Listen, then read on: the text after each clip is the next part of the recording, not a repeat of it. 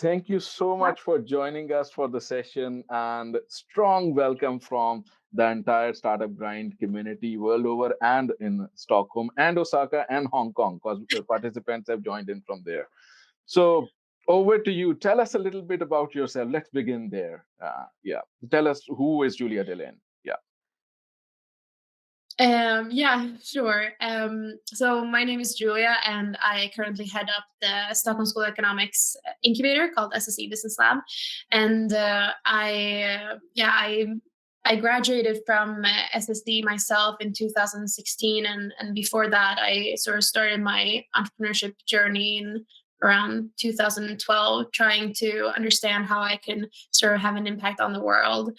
I found myself running a few startups and failing them myself, and learning a lot, of course, and then moving into working more with helping other startups. Today I do that through the incubator, but also through angel investing, and I do a bit of coaching and consulting as well. Very interesting. You mentioned a very interesting word, which was failing with some of the startups and all. And what's your take on failure? Because some of us just at times try to brush away that word and we don't want to discuss it because world projects success as because the narrative is success, winner, you got something and you are the person to look after. How is failing in startup world? What's your take on that? I think that we're starting to get good at that in Stockholm, but in Silicon Valley, they've been good at talking about failure for a long time. And I think failure is a part of how we develop and how we learn. And I mean, I don't know about you guys, but I learn so much faster when I when I fail at something, because then I'm sure I won't do it again. And for me, trying out different type of businesses and learning what I like and learning what works, I think that has been crucial to me understanding now and being able to help other startups on their journey. So I think, of course, it's good to succeed, but usually if you ask any entrepreneur, they have failed multiple times before they succeed anyway. That's a very interesting point. I remember a couple of years ago, I went into a startup which was for university students. And entire summer, we developed an application. And to the point that we ourselves felt that it was way overdeveloped. And we launched it. Initial response was very good, but then it completely vanished, the entire engagement on the platform, because somehow we had invested so much time on attracting the consumer in or building features around that we forgot to build engagement features. Mm. So but that taught me a lesson, and I when I'm coaching startups I bring it out, and the guys, don't overdevelop, and don't overdevelop especially something which you don't know will work or not work. And so having a customer connection is very important in an early stage startup. So Yeah. what if you could relate about one or two of your startups that you really think have been good learnings for you, what would you name over there? I mean, Simply Events is my, I mean, most successful startup out of the failures. And I started that while I was studying at SSE, and it was really based on a problem that we were experiencing ourselves, that the reliability of the ticket sales to parties and events at the school and in the student association didn't really, they weren't up to par with what we needed. And so I had fun usually in the weekends trying to figure out how we could build apps and how we could build products and services for people around me. And this was one of those cases where I basically went to my who a friend who became my co-founder later, and I said, "We have this problem at the school. I mean, there must be a better way to do this." And he said, "Of course." And we built sort of a prototype in a week, and we had our first ticket sales after that week. And that was a huge, that was a cool start, because I was still studying. I went on exchange to Canada for half a year while we were building the product, but I learned a lot from being involved in that journey. And then, of course, it was great to be able to graduate and not having that pressure of needing a job, because I could actually get a salary from my own company at that point. And we ended up getting into the business lab where I currently work. And then afterwards, we got into Sting, which is an acceleration program here in Stockholm, and I think counted as one of the best in Sweden. And we did that for half a year, and then we were running a good business, but it wasn't going to become a unicorn, and that's sort of when I left. Okay. A couple of points there. I think this is very interesting story that you related. You said that you came into SSE Business Lab and then you came into an incubator called Sting. Now, Yeah. how important do you think it is for startups to kind of find out these resources or these places or these programs? Do you think that makes a difference? From your entrepreneurship journey or from the other side of your journey? Yeah. I mean, from my position now as heading up an incubator, I would say it's very important. It's fun because we see both students such as me, when who maybe haven't done so much within startups before, or know the industry, but they don't really know how to build a business. And we have so many resources that are almost free, so you should just take those, right? But we also have companies like now currently a company called Madden Analytics in our incubator, which is founded by the previous founder of Nividas, the eyewear company. And he's a successful entrepreneur, so why would he come back to the incubator, you might ask? But he says that it's amazing to be surrounded by other entrepreneurs and be a part of the ecosystem. And a lot has changed in the startup world since I was running my company. And just, we don't only teach, and that's not only our focus, but we also gather people in a community. Maybe very much like Startup Grind. I mean, when I came into the tech scene in 2014, Startup Grind was one of the first events that I went to, and Okay. the past director are still good friends of mine. And I think that community sense really is important as well when you're building a business. Okay, well, that's good to know that Startup Grind was helpful in your journey as an entrepreneur, and Yeah. really happy to be there. And I think I also strongly believe, as somebody who works at a business advisory organization and who also runs startups, I think networking is the key, and having a connection to some sort of community where you can find entrepreneurs and like-minded individuals who are on similar journey. It's awesome. There's no comparison. Um, Yeah. Coming to your experience of, because for one of your startups you said that you went into as your current incubator where you are heading it now, and to another incubator in Stockholm, Sting, which is a very renowned tech incubator. Um, Question is, when you look at an incubator, what is the core value does it brings to the startup? Is it that it helps you build a business model? Is it the funding? What's your experience? What's the core positioning that an incubator or an accelerator program has for startups? I think it's very different depending on what incubator or accelerator you are. For for me with Sting, I was a 20-year-old CEO of a startup, and I had never been working in sort of the tech space before, like professionally. I had only been doing internships for a bunch of startups, and I didn't really know how to build a successful startup. So Sting, I think I still, when I coach our startups, I still bring a lot of the learnings that I got from the coaches at Sting when I was running my business. But I would say that the business lab, for example, we are more of a node for entrepreneurs to be connected out in the world. So we know all the investors. We know we have over 30 partners that we work very closely with, and where the companies get pro bono hours.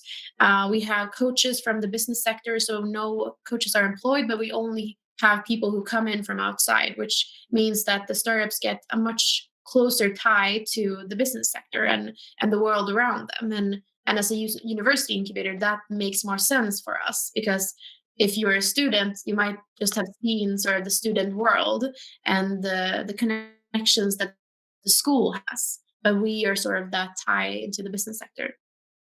Okay, which means that when you say you're a university connected incubator, it means you don't take startups which are not linked to this particular school or university, Stockholm School of Yeah, Economics. usually you need at least one team member that is associated to SSE, but usually it's only one in the team.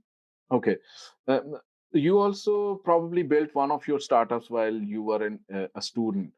Is that a good time to build a startup? Like you are studying, and then there are deadlines, there are presentations, there is group work, and on top of it, you have a startup which requires marketing, product development, making external contact. Is that too much for a student, or does it feed back in some way in their learning process? I mean, I think it's all about what you prioritize. I did Mhm. not prioritize school, and you don't want to see my GPA. Okay. Yeah, but I had so much fun doing uh, working with the startup while I was studying, especially studying economics, because everything that I was taught in school, it was like I could directly just put it into my startup, and I learned to do a marketing plan. And then I thought, okay, how would I think about that with Simply? And I would just connect the dots, and I remember so much more from my studies probably than other people do, that is related to how I build my business, because I got such a great foundation of how to think and how to speak and how to work with my business. Maybe not in a very like practical sense, but in a very academic sense. And um, that made more sense for me to get out of school rather than getting the good grades in the tests.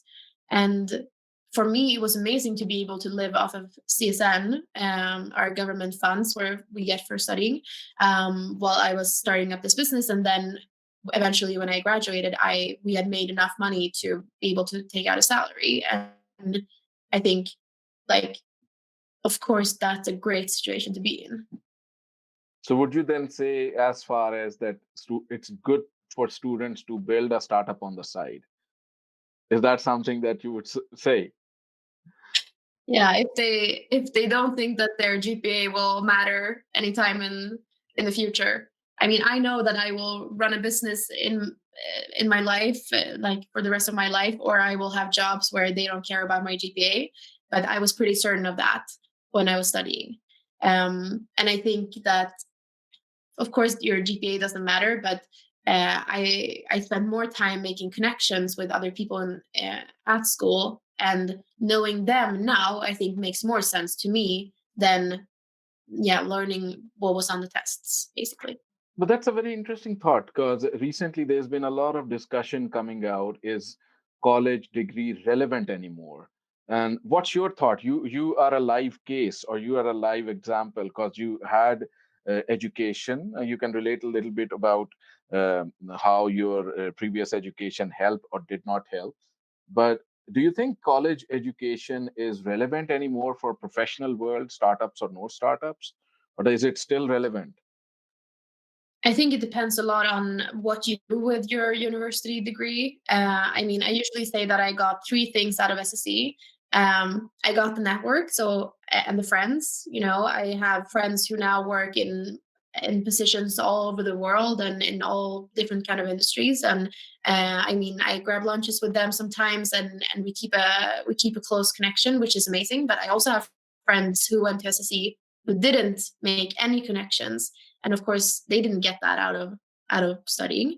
I got the sort of the school brand on my resume, because to be honest, Mhm. I could go into speaking with an investor and I would say, yeah, so I'm doing this startup and I have experience with working with multiple startups. And they were like, oh, but you're young. And then I said, yeah, but I went to SSC. And they're like, oh, okay, then that's fine. And I was like, yeah, but I didn't learn how to do a startup at SSC. But sure, yeah, I So it's sort of the brand that just gets you into the door. And I got the language. Like Mm, I didn't love studying finance, but I could mm, speak the language of investors as soon as when I was 20 years old, which is not really maybe the what you would expect. And just being able to use all these terms that everyone else was using and not having to Google every time someone said something, I mm. think I got a lot from that. But I cannot name what I learned from every single course or Okay. like anything else from university or college. So I think it depends a lot on what you do with your degree, Mm. and it's more about what you like picking out what you want to learn from school rather than or what you want to get from school rather than just doing it to get a GPA basically.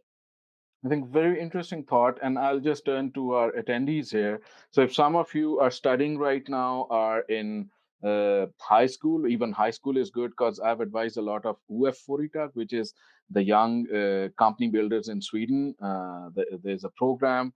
So there's a lot of new interesting ideas which come out of there, and then university time. So I think what you were just speaking like half a minute ago, which is that it's up to you. How do you want to? So use your education. So I think that's where, if you are an entrepreneur, so I'm talking to attendees now, if you have ideas to build and if you are studying, I think it could be a great idea. We have Julia here who has succeeded in blending education uh, with her startup ambition.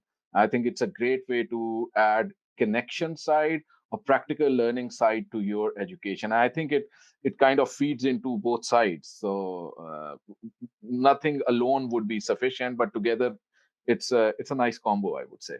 But very interesting thoughts on student based startups and going into accelerators and incubators. Let's think a little bit about, because you've been in Stockholm for quite some time building your own startups and incubator. What do you think about the ecosystem around us in Stockholm? Do you think we are strong enough to support with all the kind of ideas and entrepreneurship talent coming out there? Do you find gaps? Let's try to discuss that for a few minutes. What's your experience? Yeah, I mean, I have had the privilege of being able to work with incubators all over Sweden, and I mean, Stockholm, we're so privileged. We have so much resources. It's almost like entrepreneurs don't know where to go because Okay. there's just so much. Um, and I think that's something that we are great at. I think there's a lot of capital here. I think there are a lot of talent, and I think we do great things. Um, I mean, in my time, we had more meeting spots. Like in 2014, the Sub 46 had just opened up, and everyone was gathering at their after works, and they were sort of this meeting hub of where everyone went, and we don't really have that anymore. So that's more difficult, I think. Of course, Corona is Hmm. creating problems for that as well. But now it's sort of I feel like it's more spread out in a sense, and it's more difficult to know exactly where you want to go if you want support.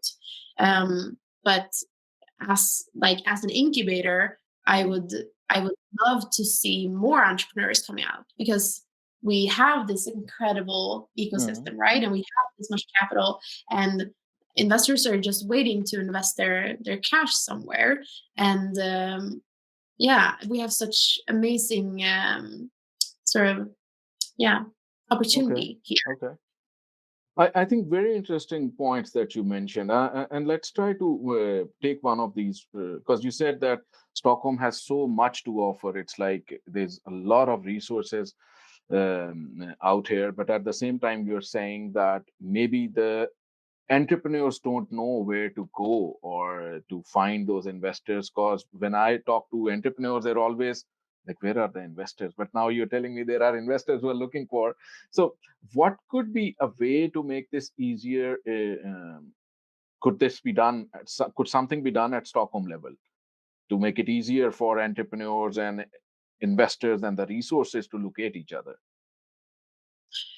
I mean, I think this is a topic that we have spoken quite a lot about in general and in this ecosystem. And uh, as I think it's difficult to do something on an aggregate level because we have so many different resource providers, and we do so many different things, and we also develop all the time. So it's difficult to have sort of um, a way where we gather all the information. And I think in a sense, like the networking part is what taught me exactly where to go and who to talk to, and got me the connections that I needed to be able to say, okay, now I just started my business. I know that I'm going to the business lab, and then I know I'm going to Sting, because that's what everyone else has done, or that's what people recommend, or and I think building, if we should do something, we should enable people to build that network. But that's also about like using all the events and all the hubs that are available to us. In my time, 36 was the only place to go. Now, if you're in health, you go to H2. If you're a student at SSE, you go to us, but also Stockholm University, KTH, and all the universities have their hubs. I mean, you do great work on sustainability, and I think there are multiple organizations where you can sort of go to find um, what you these kind of networks that you can use Mm. to get into the system. Okay, very. Because, Mm. yeah. So the power of network is supreme, and that was coming from your earlier discussion when you talked about your own journey. Um, let's take that thought a little bit further with a very interesting point that you mentioned, that Stockholm has so much to offer. But when I came to Sweden 6 years ago, I came to a small town called Huxby, and then from there I shifted to Växjö. And when we were meeting in Växjö's business community or startup community, it was no way as big as what we have in Stockholm. So we would always be discussing at startups, and we'll always be envying stock that there is so much there in Stockholm which we don't have here in Växjö. And then we'll be, how can we build this? How can we build it? But with limited resources, it's difficult. Could there be a way for Stockholm to actually spread out its resources to rest of Sweden? I think that could be one point that we can discuss for a minute or so. And then with COVID situation, do you think there is an opportunity for all Stockholm-based support ecosystem to actually do something bigger? Mm. I mean, yes, definitely. We just changed our acceleration program this spring to be fully digital, and then actually, two of our companies ended up spending the summer not in Stockholm, so they were in Umeå and Luleå actually, and of course, they were able to do the program in the exact same way that everyone else did, and I think that's a lot thanks to the COVID situation and us being able to sort of navigate the new space. And for other incubators, I know that Mink also has an incubator or an acceleration program called Fast Track, Mm-hmm. and they are renowned in Europe even, and they have said that it's difficult to get people to move to Malmö if they're used to being in Stockholm and working here. But now, when everything is digital, it's going to be so much easier to apply to the national programs in Sweden. So maybe, yeah, we could spread our resources in Stockholm, but we should also tell our entrepreneurs to look at incubators all over Sweden, because there are like forest specialized incubators. There are textile specialized incubators that have an assignment from Vinnova to work nationally and Okay. cover the entire country, right? So I think that we have a lot of good resources here, but there are also a lot of good resources that are specialized out in Sweden.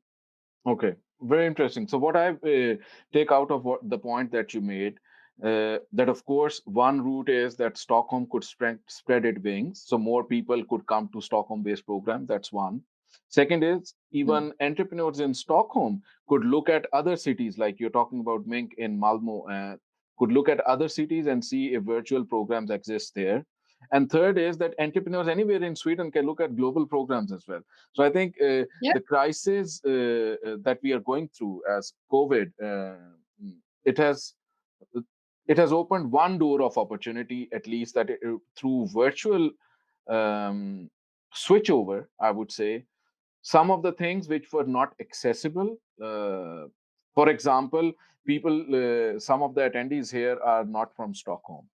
So that could not have been a case in a physical event. So I think with there's a lot of opportunity out here, and that's a recommendation to the startups and founders and attendees who are joined in with a dream to build something.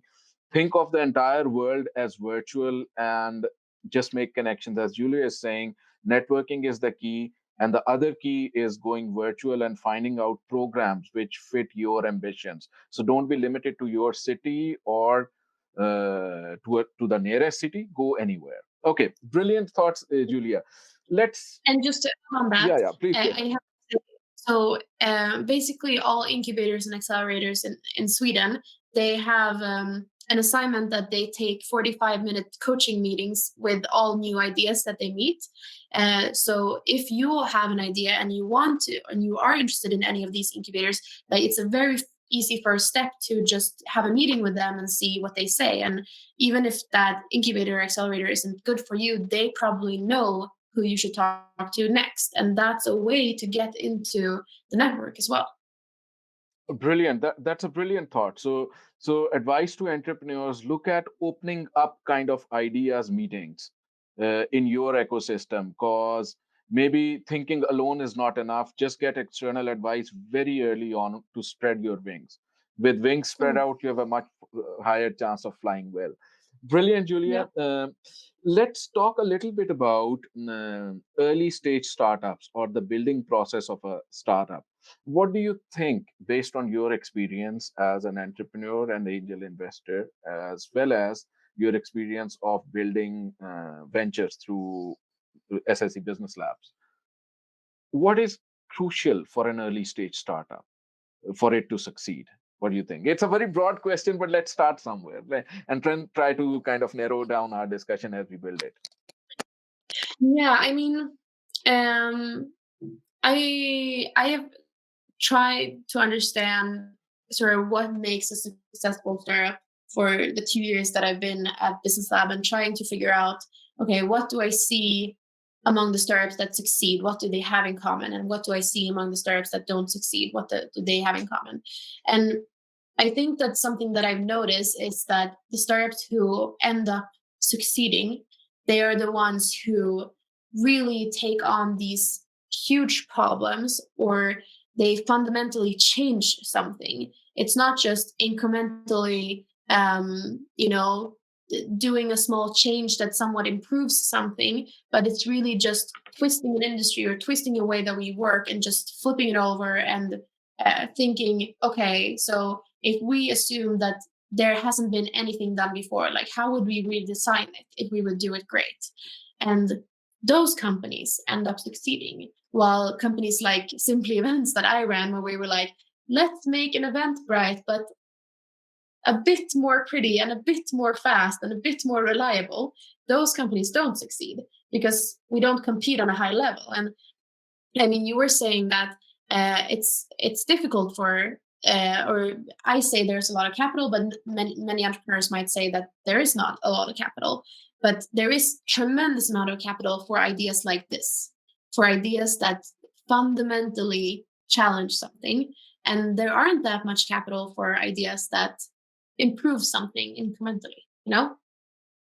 Okay, so you're saying that the key ingredient for building a successful startup is to have something, one, which is differentiated, and number two, can make a large impact Yeah, in the market.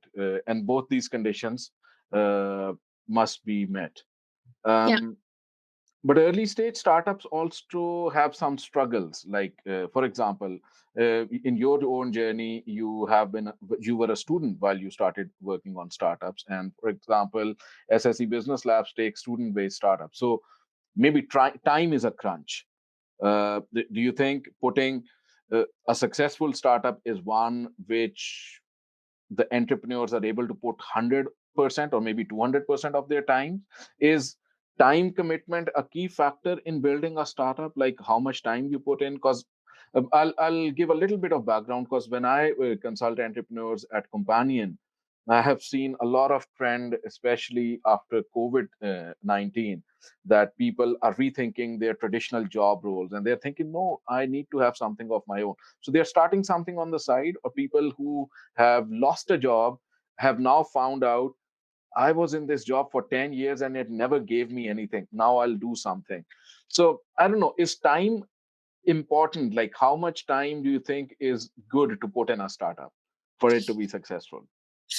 I mean, I think that if you would compare it to working in a boring job, you could put 100 hours a week in that job and you still wouldn't produce anything.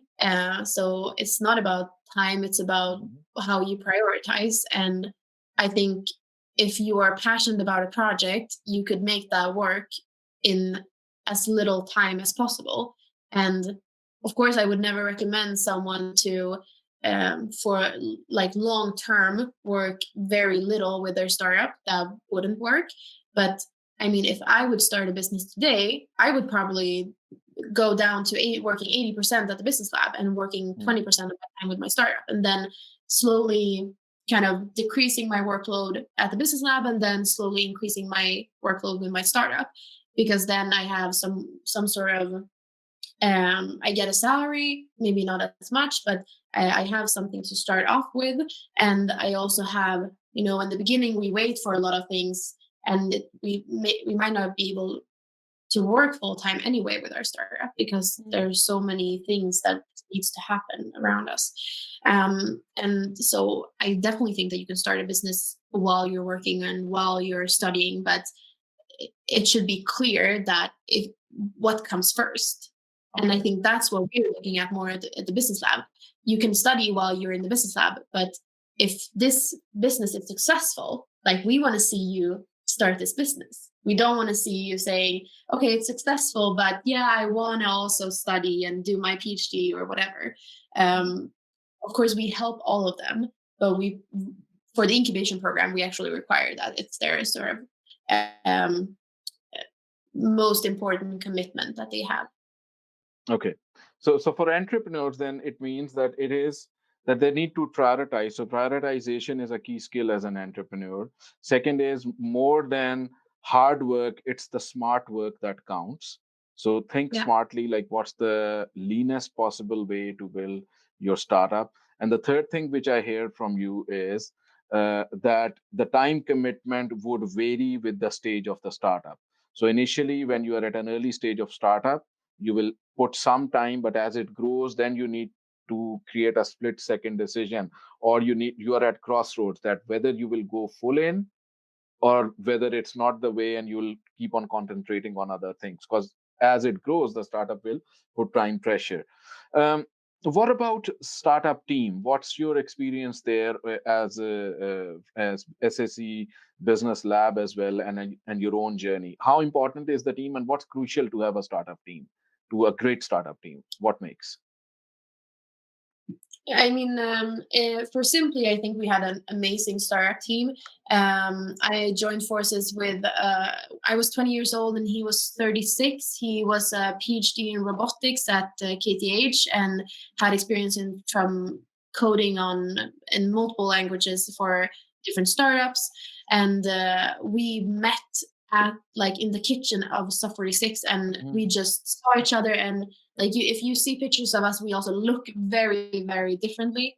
And people were asking why we were hanging out, but we really saw, the complementing skills, the complementing way of thinking. He was from Spain. I had basically never worked outside of Stockholm. We had such amazing differences in how we view the world, but our values were very clear and very similar. Like we wanted to build a unicorn. We wanted to make it more simple for our customers. We wanted to help them. It was our purpose to support them and create great event experiences, and everything that we valued in our business. That was the same, but we saw things very differently. And I think that made us also challenge a lot. each other and trying to understand how can we always improve. And I think that's why we ran quite fast in when we were building things. And I mean, I was working with the startup for 2 years, and in the end, I think we had a revenue of 8 million SEK a year. And I don't see startups like that in the incubator that often. But that's all. That also it comes from, when we are very similar to each other, we like what the other person says all the time. And if that person says, oh, maybe we should wait with this, or maybe we shouldn't take in an investment so early, it's better to bootstrap this, and then the other person says, yeah, sure. And I mean, you can build a great business bootstrapping your startup. You can build a great business taking it slow, but you can't build a world-class startup doing that. Very good point. Very good point. Which, in fact, brings me on something which I've been thinking through this conversation. Do you think would you recommend bootstrapping as a strategy, or is it too broad a question? Or do you think it's good to take on investment early, or try to build something which can attract investors early? Because that's a split that I see in startup founders. Because some believe in building something on their own and can kind of holding the equity as long as they can. Others would say no. So what's your so when you see startups, what do you think is the success rate? Or if you don't have a success rate right away, what do you think is the better way forward for a startup? I mean, I want to cover my face with my hands when you say I don't want to give away equity so early. I Okay. mean, if you wanna have a successful business, Hmm. you it's m- you should much more prefer owning a very small part of a very large cake rather than owning a very large part of a cake that isn't worth anything, right? Hmm. Hmm. I think it's it's less about like bootstrapping and taking on investors. It's more about like, can you start selling from day one, or is it like physically impossible? Okay, if it's physically impossible, then you should probably get an investment, because you need to run fast if you want to build a world class startup, because otherwise people are going to run past you. And as soon as people see that, oh, that's a good idea and that seems to work, and other players are going to come along and try to do what you are doing, and you have to be able to defend that. And one good way is sort of building a moat around you with a lot of capital so that you have a big team and you can run very fast. But it, it can also be like, any like having good technology or patent technology. It can be registering for different certifications that are expensive and annoying to get, because you create this defensibility in the sense that your startup will succeed even though other players can kind of come into the market. And I mean, look at Klarna. I think they are such a great example, and I love to talk about them, of course, because they're part of our portfolio. They were in the Business Lab in 2004. I think they have said that they gave away more than half of their business before they even launched their product. And if you would ask an entrepreneur today, they would probably say that that's insane. But also, they will build a world class startup. So there's sometimes you might have to give away some to get some. And um, yeah, if you're, I mean, of course you can build a great business bootstrapping and not. But I would not say like bootstrap instead of investment. I would say Hmm. like sell instead of investment. And it's very important that you don't bootstrap without selling. Then you're gonna fail. Okay. Okay. So so absolutely finance what you're doing by yourself, but Hmm. not with your own cash in the bank, with by selling your product and getting it out in the market. And if you Okay. can't do that, Hmm. then use the investment. Very good point you brought in about selling, because even in my coaching at Companion, I meet entrepreneurs who are split between two sides. Like, should I take this business model into the monetization mode and try to push the idea to make it more monetizable now, and then reach out to investors, or do I build the community or the large acceptance for this application or platform first? What do you think? Is there a split decision there, or is it? What would you advise to entrepreneurs? I mean, I think it depends a lot on what you want to do with your business and what your target is and yeah. But if you want to create a world class startup, I think that it's great to build a community if you can sort of monetize on it. And I would, of course, never recommend anyone to, if they could sell, get an investment early, because then you are going to end up giving away a lot of your ownership, and it's going to be sort of a stupid giving away. Mm. Um, but if you can start monetizing, I mean, with Simply, we built a prototype in 1 week, and that was a Okay. technical prototype. Oh wow. I we give our startups in the accelerator program, we give them 8 weeks to build a non-technical prototype, and there are not that many that make it. And we built one in 1 week, and we started selling day 7 of our company, and we hadn't even started a business. I think we created our AB like 5 months later, and we just did it. We just Okay. made it. And I think it's not that difficult if you tell yourself, okay, it's crucial for us to sell. Mm. And if we're not selling, we're not going to succeed. Okay. Okay. So what I hear is that entrepreneurs need to be focused as much as possible on doing and as much as possible on the revenue side, because eventually a business is a revenue thing. So the earlier you hit it, the more credibility you'll gain with your customers and with your investors. Very good point. I just have one more question, and then we'll start taking community questions as they're coming in. To attendees, if you have not written out a question, please write it on the chat. We are there in 1 minute's time. You mentioned something about Klarna, and of course, they are the biggest fintech right now out of Europe. Um, how is the relationship with your ex companies which have been part of SSE Business Lab? Are they in some way connected, or do you have some coaching or guidance, or is it that once a company is out of the incubator, they're out? Like, do you have any long-term ties with the company? Yeah, of course. I mean, our help doesn't end when they exit the program, and we have this great alumni network where everyone who has been a previous portfolio company of ours, they are able to join that and network with other alumni founders as well. And I mean, that's great to see. There's so many people signing up to this, and we just recently started it.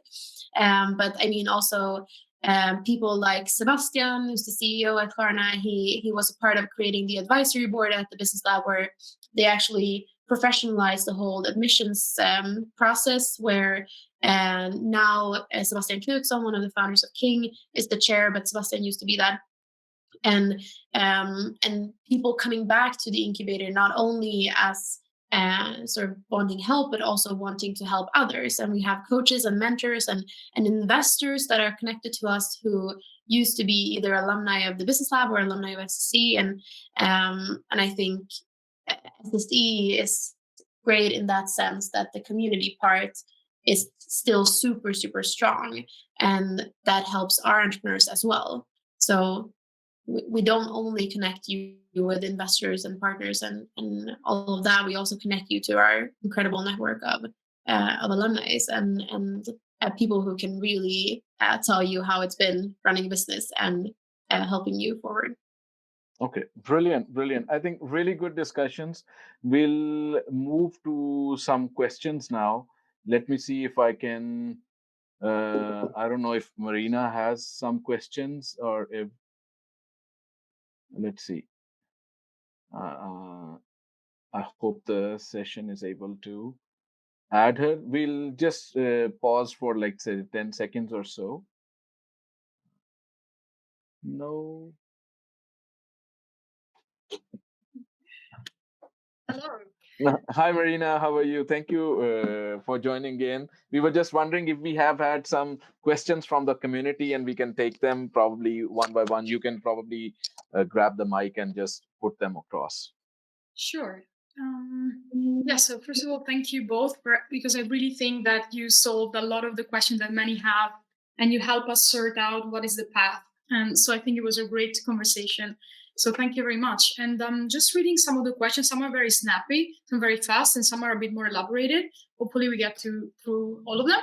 So the first one was from Mark, and it was about: does anyone know what is the KTH Business Development Lab called? I mean, some of you have received reply in the chat from each other, but I always think it's good to maybe go through Julia as well. So yeah, the lab there is called KTH Innovation, and it's very simple to find. And they also do these 45 coaching minutes for free. So I recommend you to go. Sounds great. So yes, that was correct. The answer from the chat.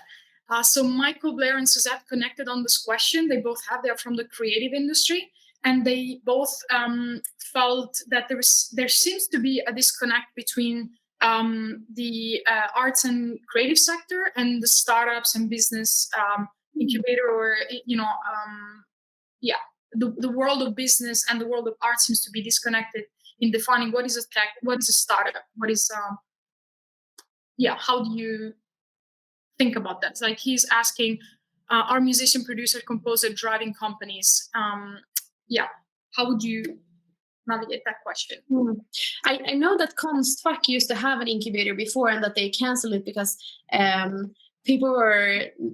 didn't want to build like huge businesses. They just wanted to be entrepreneurs, and if you're funded by the government, you're trying to get startups to really sort of take this high growth journey, because they want taxes to go back to the state, of course, and they want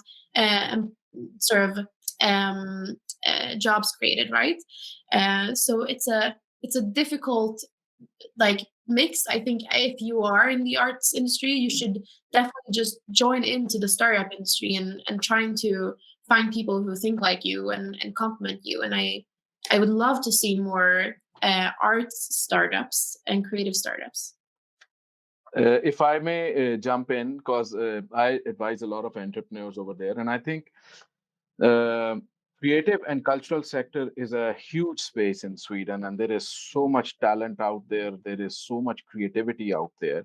What I think is, in my experience, I've seen different types of entrepreneurial ambitions in that side. So I've seen entrepreneurs on one side who do creative or cultural production or music or writing as a hobby. So that's one part of soul. So there are people who have full-time jobs or half-time jobs, but they want to develop their creative spirit on the side. I, for example, do music myself. I'm on Spotify and everything, but I never developed creative as a monetization side for me. I developed that more as an self-expression and possibly as an influence side. I'm now thinking that I'll create a sustainability song, for example. So that's one type. Okay. The other type, okay. So the other type, which is I think very important to recognize, especially in Sweden, that Sweden has a lot of grants and support structure connected to cultural sector. So entrepreneurs, especially in Sweden, are quite lucky to enjoy, and some of them then follow this support structure model. So they opt for creating, let's say, community organizations like a Förening, ideell Förening, and kind of going into sports structure and creating a business model that fits that. The third type of entrepreneurs, I think, are practicing entrepreneurs, which are running a particular thing like a publication house or a music studio, or they're running a band. So they need an organization structure, but the ambition there is to scale that band from something, let's say, with a 50 followers to 50,000 followers. So I think the business ambition is not to build the traditional startup, but to have that band as a startup and build that business up or scale up that business. And then I think there is the fourth or fifth type as well. Fourth type being available some platforms, for example. Now, these are creative platforms where musicians could collaborate and create something. There are gig platforms where photographers can connect and start sharing their skills. I think the fourth type fits the traditional startup model quite well. And they can use all the resources that are available in a traditional tech startup build-up. to kind of scale up their business. So short said, it's very closely linked to the way you are viewing your business as to how you want to grow it. Yeah, I agree. Right.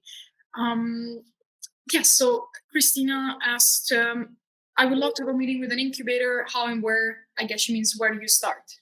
If she wants to have a meeting with an incubator. It depends on where you are based. If you are based in a region outside of Sweden, you can just go to that region incubator. But if you're based in Stockholm, if you're based in Stockholm, you should just Google for wherever what niche you are in. If you're connected to a university, go to that university. If you are working with at least one other person and working with sustainability, you should go to Companion. They do great things. And if you, if you're interested in just studying courses, Stockholm School of Entrepreneurship is a great place to start. And you can always ask me and I can send you in the right direction. So feel free. Awesome. Yes, and then we had a couple of questions from Eric Domines. He's asking, what about the role of the board during an early stage startup? I'm actually digging deeper into this right now because I'm super interested in joining other companies' startups or startup boards. I'm only on the boards of the companies that I have invested in. And I think in those boards where I'm already in, I think it makes a lot of sense that the investors are somewhere on an advisory role where the startups can get a lot of the knowledge and the network from the investors. But I think in a startup, you should almost prefer to have an advisory board rather than a board, because a board creates a lot of legal requirements and all of that. But if you just want the advisory, you should just create an advisory board, which doesn't create that kind of hassle. So in a sense, a board is good to have, but I wouldn't professionalize it unless I got an investment. Yeah, I hope it answered your question, Eric. And so Ida was asking, in comparison to B2C and B2B, often B2B does not need that much external capital to grow. What is your best tip to expand a B2B startup besides taking in an investor? Did they say that B2C didn't require that much? In comparison to B2C, B2B often does not need that much extra capital to grow.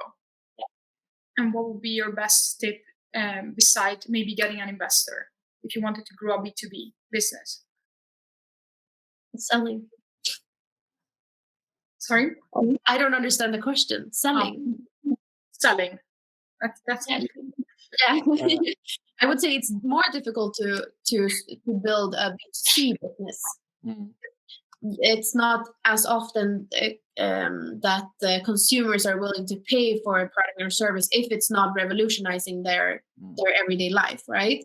If it's an e-commerce, yeah, sure. But if it's an affiliate business or whatever, it's going to be a bit difficult. So I think you're going to be more likely to get an investment early with a B2C startup. But with a B2B startup, yeah, just sell. If you can't sell, then you're doing something wrong, or your product is wrong, or you should go back to the drawing table if you can't sell your B2B product. True.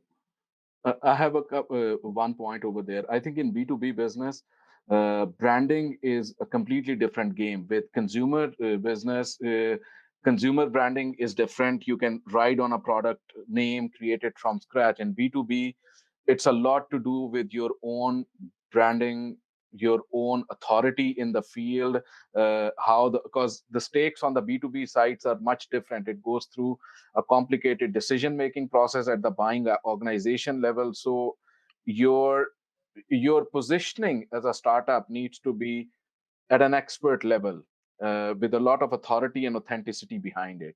So, and you need to have a proof that it works because somebody is taking a business risk out of the product. So I think building that early on in a startup, authenticity is crucial to success in the market. Yeah, And you could do that by writing LinkedIn posts or articles or white papers on your topic that you're an expert on and connect with other people in the industry on LinkedIn. I think LinkedIn is a great tool for this.